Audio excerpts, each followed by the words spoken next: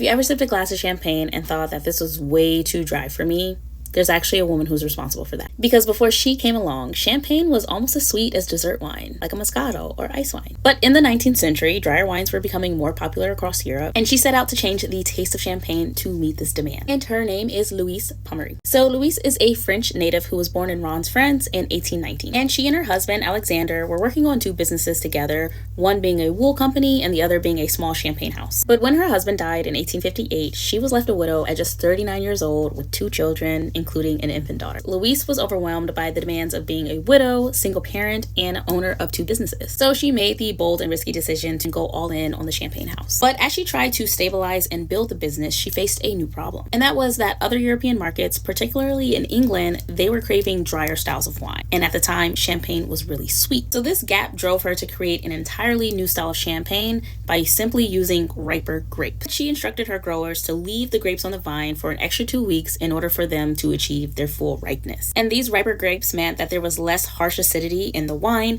and that there was more natural sugar that could be used for fermentation. And that way, less sugar needed to be added in order to stabilize and refine the wine. And finally, by 1874, she released the Pommery Nature. This was the world's first Brut Champagne, or dry champagne. So this was definitely revolutionary for its time and became the style that the entire world drinks to this day. Cheers.